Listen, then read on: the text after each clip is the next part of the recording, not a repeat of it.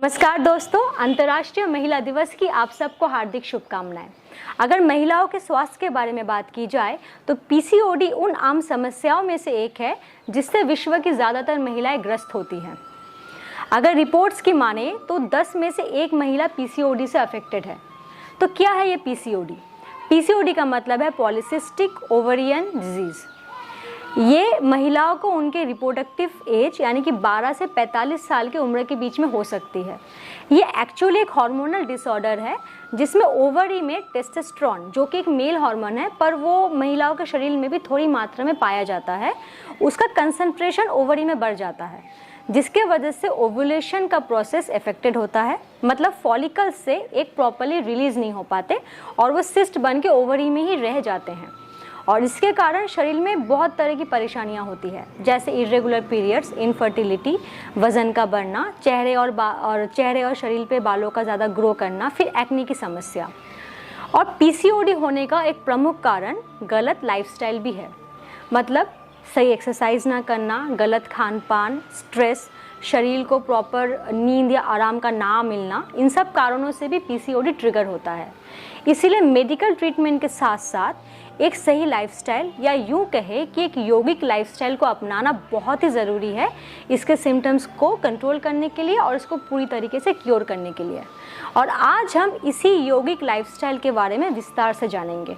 मतलब आसन, प्राणायाम और डाइट पीसीओडी के लिए। पर उससे पहले अगर आपने अभी तक इस चैनल को सब्सक्राइब नहीं किया है तो जल्दी से इसको सब्सक्राइब कर लीजिए और बेल आइकन को क्लिक करना मत भूलिएगा। तो फिर चलिए शुरुआत करते हैं आसन के साथ। और पहला आसन हम करेंगे बद्ध कोना आसन या फिर बटरफ्लाई पोस्चर। इसके लिए अपने दोनों पैरों को तलवों से इस तरह से जोड़िए, अपने हाथों की उंगलियों को इंटरलॉक कीजिए, अपने पैरों को पकड़िए और जितना हो सके इसको अपने शरीर के पास लाइए। इस बात का ध्यान रखिएगा कि आपका जो स्पाइन है वो बिल्कुल स्ट्रेट रहना चाहिए। फिर नॉर्मल ब्रीदिंग के साथ अपने पैरों को इस तरह से फ्लैप करें। ये एक बहुत ही अच्छा एक्सरसाइज है स्ट्रेस रिलीफ करने के लिए, तो आप इसे अपने कंफर्ट के हिसाब से 2 से 5 मिनट तक कर सकते हैं। अब एक गहरी सांस लें और सांस छोड़ते हुए हम सामने की तरफ बेंड करेंगे। तो इसके लिए अपने स्पाइन को स्ट्रेट रखिए और अपनी कोहनियों की मदद से सामने की तरफ बेंड कीजिए। अगर आपका सर फ्लोर पे नहीं भी लगता है तो कोई बात नहीं, अब जितना हो सके आप उतना ही बेंड करेंगे। यहाँ आप कुछ देर तक रहे, फिर सांस लेते हुए धीरे धीरे ऊपर आए। अब अगला हम करेंगे भरतभुजासना। तो पहले हम अपने राइट साइड से करेंगे। तो इसके लिए आप अपने राइट लेग को फोल्ड करेंगे हाफ लोटस में और अपने लेफ्ट लेग को इस तरह से बाहर की तरफ आप फोल्ड करेंगे। फिर आपका जो दायां हाथ है, मतलब आपका राइट हैंड, उसको इस तरह से पीछे से घुमाते हुए अपने दाएं पैर की उंगलियों को पकड़ने की कोशिश करेंगे। अगर आपका हाथ अपनी उंगलियों तक नहीं भी जाता है तो कोई बात नहीं, आप अपने हाथ को इस तरह से पीछे फ्लोर पे भी रख के सपोर्ट ले सकते हैं। फिर आपका जो बायां हाथ है उसको अपने लोटस नी के नीचे इस तरह से रखेंगे और सांस छोड़ते हुए अपने अपर बॉडी को राइट साइड से ट्विस्ट करेंगे और पीछे की तरफ जितना हो सके देखने की कोशिश करेंगे। इस पोस्चर को नॉर्मल ब्रीदिंग के साथ कुछ देर तक होल्ड करें। फिर सांस लेते हुए, इनहेल करते हुए सामने की तरफ आए और एक एक करके पहले अपने हाथों को रिलीज करें, फिर अपने पैरों को रिलीज करें। अब सेम रिपीट करेंगे हम हमारे लेफ्ट साइड से। तो अब हमारे लेफ्ट लेग को हम बेंड करेंगे हाफ लोटस में, राइट लेग को इस तरह से बाहर की तरफ फोल्ड करेंगे, लेफ्ट हैंड से लेफ्ट पैर की उंगलियों को पकड़ेंगे, राइट हैंड को लोटस नी के नीचे रखेंगे और अपने बाएं तरफ बॉडी को ट्विस्ट करते हुए पीछे की तरफ देखेंगे।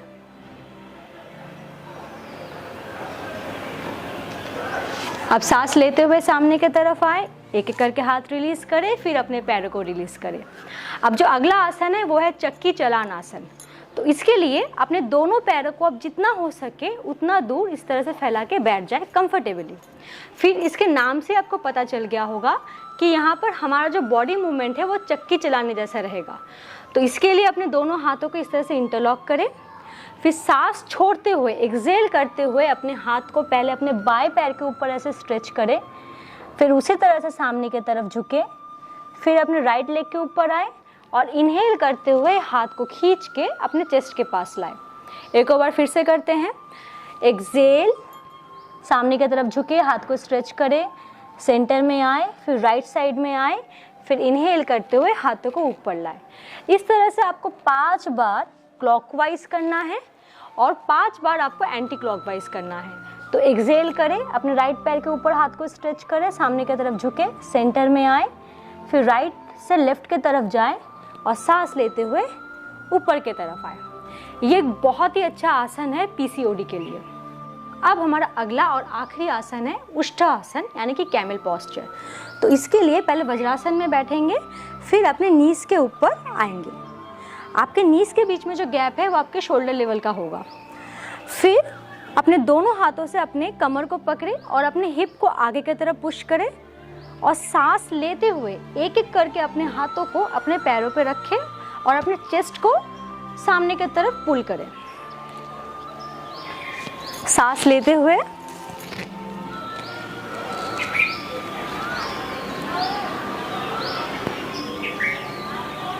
अगर आपको उष्ठासन करने में दिक्कत होती है तो आप हाफ कैमल पोस्चर भी आप कर सकते हैं। इसके लिए आप अपने दोनों हाथों से अपने बैक को सपोर्ट देंगे ऐसे और अपने हिप को आगे ढकेलते हुए आप इनहेल करेंगे और पीछे की तरफ झुकेंगे।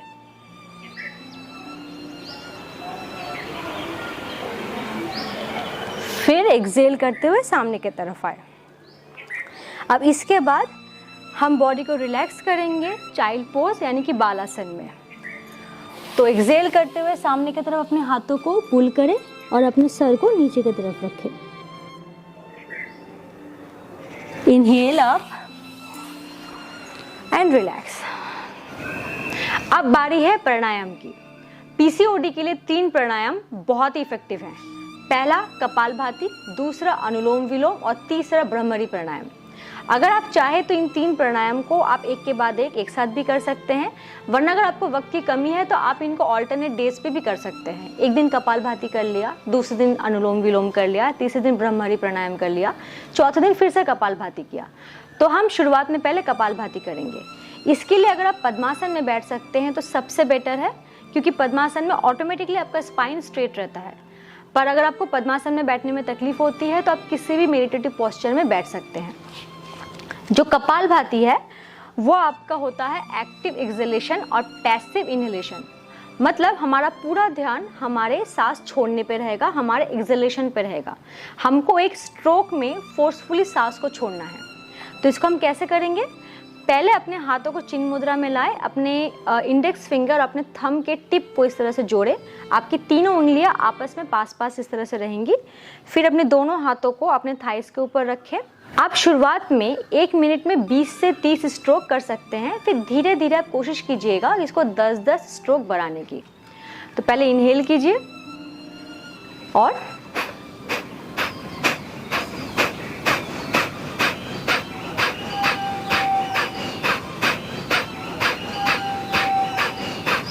अब अगला हम करेंगे अनुलोम विलोम। इसके लिए अपने दाहिने हाथ को नासिका मुद्रा में लाए, मतलब आपका जो इंडेक्स फिंगर है और जो मिडिल फिंगर है वो ऐसे फोल्ड रहेगा।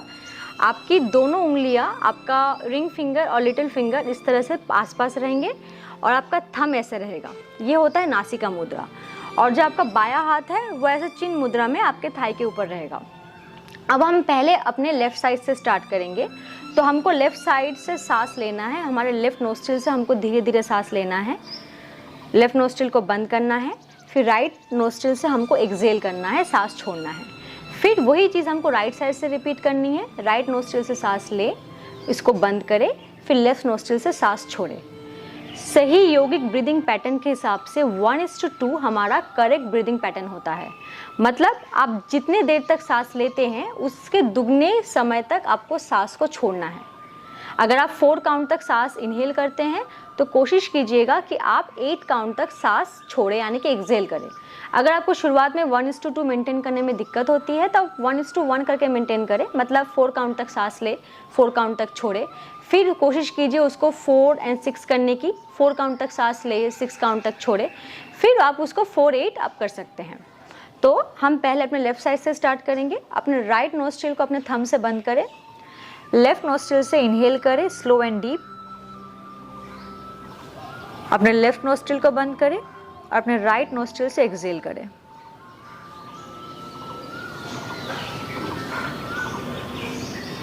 सेम अपने राइट साइड से रिपीट करें।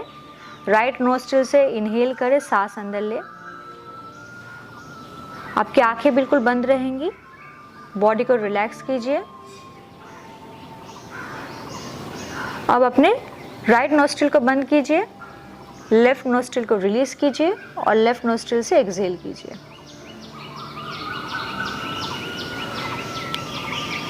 ये है आपका एक साइकिल। आप ऐसे हर रोज 10 से 15 साइकिल तक कर सकते हैं।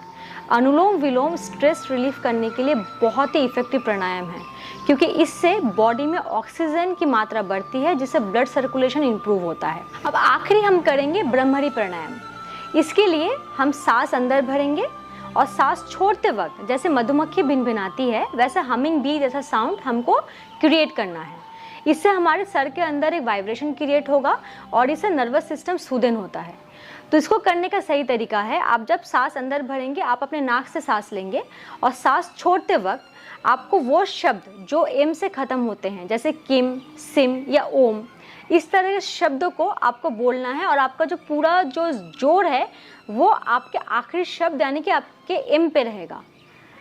तो इसके लिए आप अपने होठों को बंद रखेंगे और आपके दांतों के बीच में एक हल्का सा गैप रखेंगे, तो आपको ये साउंड क्रिएट करने में आसानी होगी।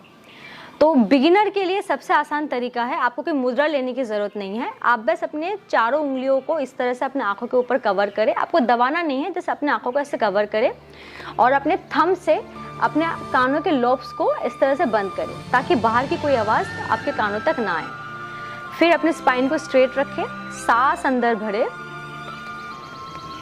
और सांस छोड़ते हुए एम साउंड क्रिएट करें।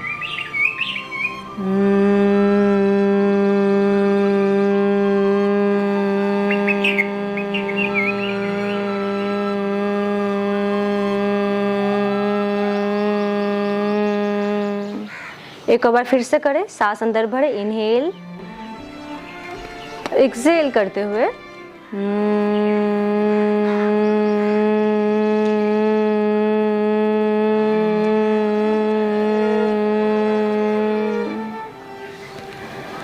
अपने दोनों हाथों को आपस में रब करें, अपने आंखों के ऊपर रखें, डीप इनहेल करें और एक्सहेल करें। अब धीरे धीरे अपनी आंखें खोलें। तो अब बारी आती है डाइट की। तो पीसीओडी के लिए हमें 3 तरह के खाद्य पदार्थ को अवॉइड करना चाहिए। पहला है हाई जीआई फूड यानी ग्लिसेमिक इंडेक्स फूड, जैसे white bread, muffins, cake, cookies, white potato, क्योंकि इन सब में आपका फाइबर और न्यूट्रिएंट्स बहुत कम रहते हैं, पर ये ब्लड में शुगर की मात्रा को बहुत जल्दी बढ़ा देते हैं। तो इनका सेवन आप जितना अवॉइड करेंगे उतना ही बेहतर है। दूसरा है रिफाइंड कार्बोहाइड्रेट, जैसे पास्ता, नूडल्स और कुकीज़, क्योंकि ये सारे जो खाद्य पदार्थ होते हैं जिनमें रिफाइंड कार्बोहाइड्रेट रहता है वो वेट गेन बहुत जल्दी करते हैं। और तीसरा है ट्रांस फैट और सैचुरेटेड फैट, जैसे सोडा, जंक फूड, फ्राइज़, इस तरह के खाने को भी आप जितना हो सके आप अवॉइड करें। तो चलिए जानते हैं कि पीसीओडी में हमें किस तरह के खान पान को अपनाना चाहिए। तो पहला है हाई फाइबर फूड, जैसे ओट्स, हरी सब्जियां, रोटी, फूल गोभी या ब्रोकली, इस तरह के जो खाने होते हैं इनमें बहुत ज़्यादा फाइबर होता है। और क्योंकि पीसीओडी में ऑलरेडी बॉडी इंसुलिन रेजिस्टेंस होती है, तो ये उस चीज़ को भी कंट्रोल करता है और ये बॉडी में धीरे धीरे डाइजेस्ट होता है, तो ये ब्लड शुगर लेवल को भी ज़्यादा बढ़ने नहीं देता। दूसरा है प्रोटीन रिच फूड, जैसे अंडा, मछली, दाल, राजमा, इस तरह के जो खाने होते हैं इनमें बहुत ज़्यादा प्रोटीन होता है और ये वेट गेन को कंट्रोल करता है।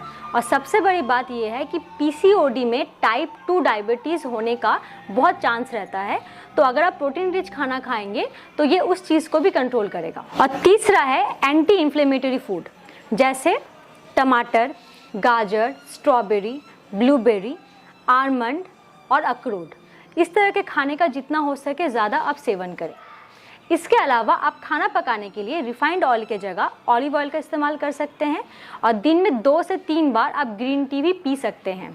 और इसके साथ ही कोशिश कीजिए दिन में मिनिमम 8 ग्लास पानी पीने की, क्योंकि आप जितना ज़्यादा पानी पिएंगे उतना ही बेहतर आपका बॉडी डिटॉक्सिफाई होगा। तो आज के लिए बस इतना ही। मैं उम्मीद करती हूँ कि आपको ये वीडियो यूज़फुल लगा होगा, और अगर ऐसा है तो इस वीडियो को ज़्यादा से ज़्यादा आप शेयर कीजिए, इसको लाइक कीजिए और चैनल को सब्सक्राइब ज़रूर कीजिए। और अगर कोई सुझाव हो तो प्लीज़ मुझे कमेंट सेक्शन में ज़रूर लिख के बताएं। धन्यवाद।